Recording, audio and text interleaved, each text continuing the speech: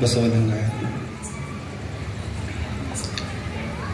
ಮರವಿದ್ದು ಫಲವೇನು ನೆಳಲಿಲ್ಲದ ನಕ್ಕ, ಹಸುವಿದ್ದು ಫಲವೇನು ಏನಿಲ್ಲದ ನಕ್ಕ, ಧನವಿದ್ದು ಫಲವೇನು ದಯೆ ಇಲ್ಲದ ನಕ್ಕ. ಚನ್ನಮಲ್ಲಿಕಾರ್ಜುನಯ್ಯ, ನಾನಿದ್ದು ಫಲವೇನು ನಿಮ್ಮ ಜ್ಞಾನವಿಲ್ಲದ ನಕ್ಕ. ಇವತ್ತಿನ ಆರೂಢ ಶ್ರೀಮಠದಲ್ಲಿ ಶಾಸ್ತ್ರ ಪ್ರವಚನಗಳನ್ನು ಸರಿಯಾದ ದಿಕ್ಕಿನಲ್ಲಿ ನಡೆದುಕೊಂಡು ಹೋಗ್ತಾ ಇದೆ. ಇದಕ್ಕೆ ಕಾರಣೀಕರ್ತರು ದಿವ್ಯ ಜ್ಞಾನಮೂರ್ತಿಗಳಾದ ಪೂಜ್ಯರಾದ ಸಂಗನ ಬಸವ ಶಿವಯೋಗಿಗಳ ಶ್ರೀಪಾದಗಳನ್ನು ನೆನೆದು ಮತ್ತು ಪೂಜ್ಯ ಲಿಂಗೈಕ್ಯ ತಾಯಿಯವರಾದ ಲಿಂಗಮ್ಮ ತಾಯಿಯವರ ಪಾದಗಳನ್ನು ನೆನೆಸಿಕೊಂಡು ಮತ್ತು ವೀರೇಶ್ವರರ ನೆನೆಸಿಕೊಂಡು ಮತ್ತು ಇವತ್ತಿನ ಈ ಮಠದ ಪರಂಪರೆಯನ್ನು ಹೆಗಲ ಮೇಲೆ ಹೊತ್ತುಕೊಂಡು ನಡೆತಕ್ಕಂತಹ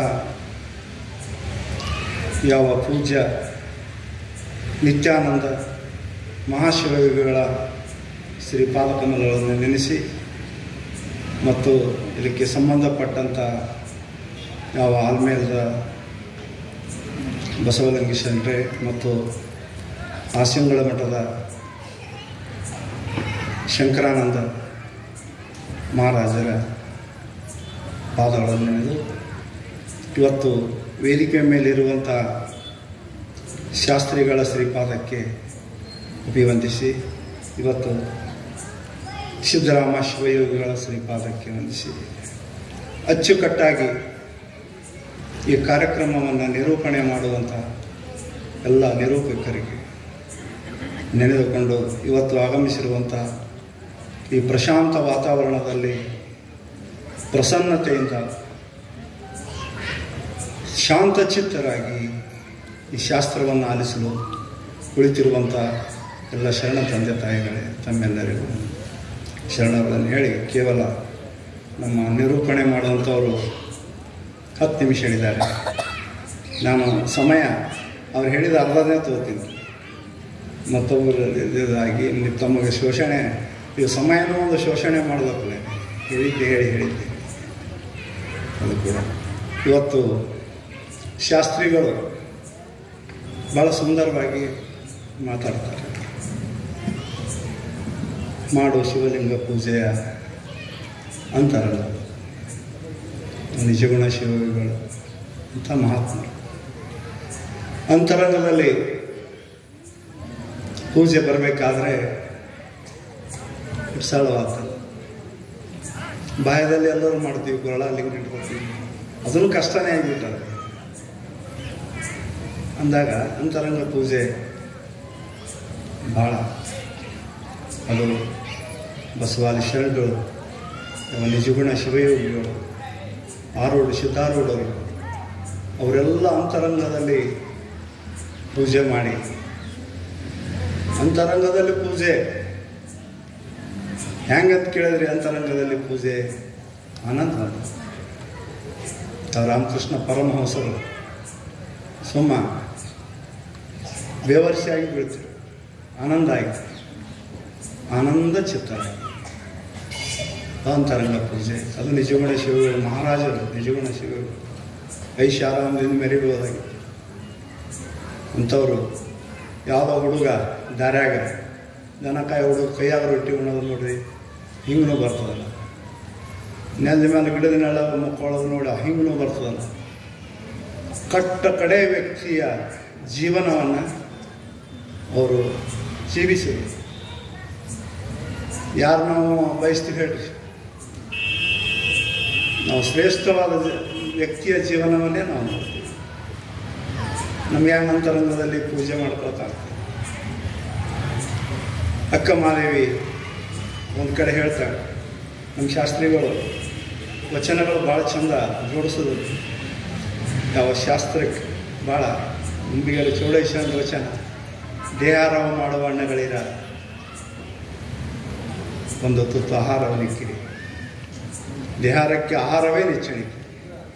ದೇವ ಪೂಜೆ ಮಾಡಬೇಕಾದ್ರೂ ಆಹಾರ ಬೇಕು ಹೊಟ್ಟಾಗ. ಆಹಾರದ ಸ್ವೀಕರಿಸುವ ಆಧಾರದಿಂದ ಅದು ಪೂಜೆ ಮಾಡೋದು ಕೂಡ ಬರ್ತದೆ. ಆ ಹೊಟ್ಟಾಗ ಆಹಾರ ಇರಲಿಲ್ಲ ಅಂದ್ರೆ ಆ ಪೂಜೆ ಕೂಡ ರುಚಿಸಲ್ಲ. ಅದು ಚೌಡೇಶ್ವರ ಹೇಳ್ತಾರೆ. ಹಲವಾರು ಶರಣರು ಹೇಳ್ಯಾರ. ಗಿಡವಿನ ಪುಷ್ಪವ ಕೊಯ್ಯನು ಅಂಬಿಗರ ಚೌಡೇಶ್ವರ, ಮಡಿವಿನ ಕವಣಿಯ ತುಳುಕೇನು ಸ್ಥಾವರಗಳ ಪೂಜಿಸೇನು. ಕೇಳು ಕೇಳು ನಮ್ಮಯ್ಯ ಒಡವಂಟು ಬೇರು ಮಾಡುವನಲ್ಲ, ಬಸೀರೊಳಗಿದ್ದು ಕಾಲ ನೀಡುವ ಬುದ್ಧಿ ಕೂಡದಿಂದ ಅಂಬಿಗರ ಚೌಡಯ್ಯ. ಗಿಡದ ಹೂವು ಕಡೆಯಂಗಿರ್ತಾರೆ, ಬಿದ್ದು ಹೂವನೇ ಪೂಜೆಗೆ ಹೋಗ್ತೀನಿ. ಮಡುವಿನ ನೀರು ಕೂಡ ನಾವು ನೀರಿಗೆ ನೋವು ಮಾಡಂಗಿಲ್ಲ, ನೀರು ಹಾಳು ಮಾಡಂಗಿಲ್ಲ. ಮಡುವಿನ ಗವಣೆಯ ತುಳುಕೇನು. ಇಲ್ಲಿ ಕಟ್ಟ ಕಡೆ ಸಾಲಿನಲ್ಲಿ ನನ್ನ ಸಮಯ ಪ್ರಜ್ಞೆಯನ್ನು ನೋಡ್ಕೊಂಡು ಮಾತಾಡ್ಬೇಕಾದ್ರೆ ಕಟ್ಟ ಕಡೆ ಸಾಲಿನಲ್ಲಿ ಏನು ಹೇಳ್ತಾರ, ಬಸೀರೊಳಗಿದ್ದು ಕಾಲ ನೀಡುವ ಬುದ್ಧಿ ಕೂಡದೆಂದ ಅಂಬಿಗರ ಚೌಡಯ್ಯ. ಈ ದೇಹ ಭಾವ ಅಳಿಲಾರ್ದೇನೆ ಎಲ್ಲಿದೋ ಕೇಳಿ ಈ ಶಾಸ್ತ್ರಿಗಳು ಹೇಳ್ತಾರ, ಇದು ನಾವು ಬಾಯ್ಪಾಟ್ ಮಾಡ್ಕೊಂಡು ಹೋಗಿ ಮತ್ತೆ ಯಾವ ವೇದಿಕೆ ಮೇಲಾರೆ ಹೇಳಿ ಹೌದನ್ಸ್ಕೊಂಡು ತಾಳಿ ಬಿಡಿಸ್ಕೊಂಡು ಬಂದ್ರೆ ಹಂಗೆ ಆಗಂಗಿಲ್ಲ. ಎಲ್ಲಿದರೆ ಮಾತು ಕೇಳಿ ಎಲ್ಲೇ ಹೋಗಿ ಹೇಳ್ತೀನಂದ್ರೆ ಆಗಲ್ಲ. ಅದು ಈ ದೇಹ ಭಾವ ಅಳಿದಾಗ ಮಾತ್ರ. ಈ ತಾವು ಶಾಸ್ತ್ರಗಳಲ್ಲಿ ಸಾಕಷ್ಟು ಬಂದೋಗ್ಯದು ಕೇಳಿದ್ದು ತಾವು. ಅಂಥದ್ದನ್ನು ಶರಣರು ನಮಗೆ ಹೇಳಿಕೊಡ್ತಾರೆ. ಅಂದಾಗ ಅದು ಅಂತರಂಗದಲ್ಲಿ ಪೂಜೆ, ಅಂತರಂಗದಲ್ಲಿ ಆನಂದವಾಗಿ.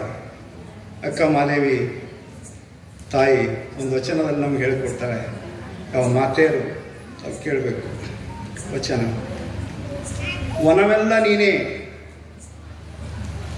ವನದೊಳಗಣ ದೇವತರುಗಳೆಲ್ಲ ನೀನೇ, ತರುವಿನೊಳಗಾಡುವ ಖಗಮೃಗವೆಲ್ಲ ನೀನೇ.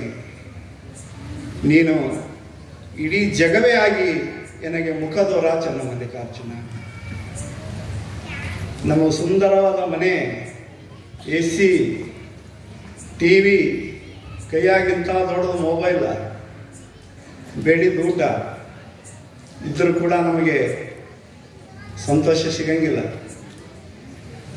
ನೋಡ್ರಿ, ಅಂತರಂಗದ ಪೂಜೆ ಬಗ್ಗೆ ನೀವು ಕಾಡಿನಲ್ಲಿ, ವನದಲ್ಲಿ, ಕಾಡಿನಲ್ಲಿ, ಮುಳ್ಳುಕಂಟಿಯಲ್ಲಿ ಅಂಥ ವಾತಾವರಣದಲ್ಲಿ ಪರಮಾತ್ಮ ಕಾಣ್ತಾನಂತ್ರಿ.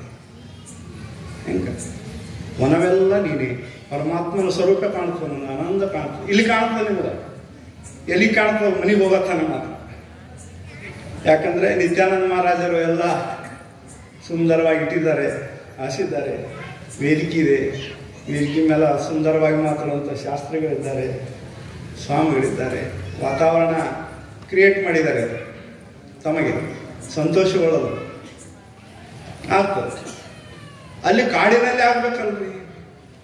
ವನದಲ್ಲಿ, ವನವೆಲ್ಲ ನೀನೇ, ವನದೊಳಗಣ ದೇವತರುಗಳೆಲ್ಲ ನೀನೇ. ತರುಗಳು, ಮುಳ್ಳು ಗಿಡಗಳು, ಗಿಡಗಂಟಿಗಳು, ತರುಗಳು. ತರುವಿನೊಳಗಾಡುವ ಖಗಮೃಗವೆಲ್ಲ ನೀನೇ. ಅಲ್ಲಿರುವ ಪ್ರಾಣಿಗಳು ಕೂಡ ನೀನೇ. ಯಾವ ಕ್ರೂರ ಪ್ರಾಣಿಗಳು ನೀನೇ. ಆ ಕ್ರೂರ ಪ್ರಾಣಿಗಳು ಆ ದೇವಸ್ವರೂಪವಾಗಿ, ಶಿವಸ್ವರೂಪವಾಗಿ ಕಂಡು ತಾಯಿಗೆ. ಅಷ್ಟೇ ಅಲ್ಲ, ಈ ಜಗವೆಲ್ಲ ನೀನೇ ಆಗಿ ನನಗೆ ಮುಖ ತೋರ. ಇಡೀ ಜಗತ್ತೇ ನಮ್ಗೆ ಯಾರೋ ಸ್ವಲ್ಪ ಆಗಲಾರ್ದವ್ರು ಬಂದ್ರೆ ಅಲ್ಲಿ ಆಗಲ್ಲ. ಇಡಿಯಾಗಿ ನನಗೆ ಶಿವಸ್ವರೂಪಿಗಾಗಿ ಕಾಣುವಂಥ ನನ್ನನ್ನು ತೋರು ಎನ್ನುವಂಥ ಮಾತು. ಅವಾಗ ನನ್ನ ಅಂತರಂಗದಲ್ಲಿ ಶಾಂತಿ ನೆಲೆಸ್ತಾ ಇದೆ. ನಾನು ಇನ್ನೊಂದು ವಚನ ಹೇಳಿ ನನ್ನ ಮಾತು ಮುಗಿಸ್ತೇನೆ. ಹಾವಿನ ಹಲ್ಲ ಕಳೆದು, ಅಕ್ಕ ಮಾದೇವಿ ವಚನ. ಹಾವಿನ ಹಲ್ಲ ಕಳೆದು ಹಾವನಾಡಿಸಬಲ್ಲಡೆ, ಹಾವಿನ ಸಂಘವೇ ಲೇಸು ಕಂಡಯ್ಯ. ಕಾಯದ ಗುಣಗಳ ವಿವರಿಸಬಲ್ಲಡೆ, ಕಾಯದ ಸಂಘವೇ ಲೇಸು ಕಂಡಯ್ಯ. ತಾಯಿ ರಕ್ಕಸಿಯಾದಂತೆ ಕಾಯ ವಿಕಾರವು. ಚನ್ನಮಲ್ಲಿಕಾರ್ಜುನಯ್ಯ, ನೀನೊಲಿದವರು ಕಾಯಗೊಂಡಿದ್ದರೇ ಬೇಡ. ಹಾವಿನ ಹಲ್ಲು ಕಳೆದು ಹಾವ ಹೆಂಗೆ ಆಡಿಸ್ತಾನ ಒಬ್ಬ ಹಾವಾಡಿಗ. ಈ ಶರೀರದ ಗುಣಗಳು ತಿಳಿದು ಮಾತ್ರ ಮಾಡಿದಾಗ ಈ ಶರೀರ ಸಂಘ ಚಲೋ. ಈ ಶರೀರದ ಗುಣನೇ ನಮಗೆ ತಿಳಿಲಿಲ್ಲ ಅಂದ್ರೆ ಅದಕ್ಕೆ ನಿಜ ಗುಣ ಇದರಲ್ಲಿ ಯಾರು ನಾನೆಂದು ವಿಚಾರಿಸುತ್ತಾರೆ ಹೆಚ್ಚಾಗಿ ಶಾಸ್ತ್ರಿಗಳು ಕಥ. ಅದು ಗುಣನೇ ತಿಳಿಲಿಲ್ಲ ಅಂದರೆ ಏನು ಸಾಧ್ಯ ಇಲ್ಲ. ಅದು ನೀನು ಅರಿದವರು ಕಾಯಗೊಂಡಿದ್ದಾರೆ ಬೇಡ. ಶರೀರ ಇದ್ದವರು ಅವರು ಶರೀರ ಕಾಣ್ತಾರೆ. ಯಾರು? ಸಂಗನ ಬಸವೇಶ್ವರರು. ಏನು ಮಾಡಿದ್ರು ಅವರು? ಇಲ್ಲಿ ಯಾಕೆ ಇಷ್ಟೊಂದು ನಡೀತೀರಿ? ಅವನ ಹೆಸರು ಮೇಲೆ ನಡೀತೀರಿ. ಅವರು ತನ್ನ ಪಾಡಿಗಾಗಿ ಜೀವಿಸಲಿಲ್ಲ, ಎಲ್ಲ ಜನರ ಪಾಡಿಗಾಗಿ. ಅವ್ರ ವಿಶಾಲ ಹೃದಯನೇ ಹಾಗಿತ್ತು. ನಾನು ಒಂದು ಮಾತ್ರ ನಾನು ಯಾವಾಗ ಬಳಗುಂಡಿ ಶರಣರು ಬಲ್ಲಿ ನಾ ಭಾಳ ಕೇಳ್ತಿದ್ದೆ ಸಂಗನ ಬಸವೇಶ್ವರ ಚರಿತ್ರೆ. ಅವ್ರ ಬಾಯಿಲಿ ಹೇಳೋರು ಒಂದು ನಾನು ಹೇಳಿಬಿಡ್ತೀನಿ. ಆ ಗುರು ಅನ್ನೋದು, ಆ ಗುರು ರೂಪ, ಆ ಮಾತೃ ಸ್ವರೂಪಿ ರೂಪ ಹೆಂಗಿರ್ತದಕ್ಕೆ ನಾವು ತಿಳ್ಕೊಬೇಕಾದ್ರೆ ಅವ್ರ ಮನೆಯಲ್ಲಿ ಮಲತು ಬಾಗಿಲು ಹಾಕೊಂಡು ಇವರು 3-4 ಜನ ಶಂಕರಾನಂದ ಮಹಾರಾಜರು, ವೀರೇಶ ಶರಣರು ಮತ್ತು ಇವರು ಬಳಗುಂಡಿ ಶರಣರು, ಶರಣಬಸವ ಶರಣರು, ಇನ್ನೂ ಹಲವಾರು ಜನರು, ಒಂದು 4-6 ಜನ, ಎಲ್ಲರಲ್ಲಿ ಸಾವಿರಾರು ಭಕ್ತರು ಇರ್ತಾರೆ. ಅವರಷ್ಟು ನೆಕ್ಕಿ ಇರಲ್ಲ. ಅವು ಹಿಡಿಗರಿಗೆ ಬೀಜ ಒಂದು 4 ಇದ್ದು ಅಷ್ಟೇ ನನ್ನ ಅನಿಸಿಕೆ. ಕೋಟಿಗೊಬ್ಬ ಶರಣ, ಲಕ್ಷಕ್ಕೊಬ್ಬ ಭಕ್ತ. ಎಲ್ಲರೂ ನೆರೆದವರು, ಎಲ್ಲರೂ ಸಾಮಾಡಿ, ಎಲ್ಲರೂ ಇದು ಮಾಡಿ ಹೋದವರು, ಎಲ್ಲರೂ ಹಂಗಿರಲ್ಲ. ಹಂಗೆ ಅವರು ಬಂದು ಹಿಂಗೆ ಬಾಗಿಲು ಟಕ್ ಅವ್ರು ಬೆಳಿತಿದ್ದೆ ಅಂತೀವಿ. ಶರಣರು ಹೇಳ್ತೀವಿ, ಶರಣಬಸವ ಶರಣರು ಬಂದು ಅಪ್ಪವರ ಹೇಳ್ರಿ ಅಂತ ಬಾಗಿಲೊಂದು ಟೊಕ್ಕತ್ತ ಬೆಳಿತಿದ್ದಿಲ್ಲ. ಇವ್ರು ಬಾಗಿಲಿಗೆ ನಿಂತ ತಕ್ಷಣ ಟರದ ಬಾಗಿಲು ತೆರಿತೀವಿ. ಇದು ಮಾತೃ ಸ್ವರೂಪಿ.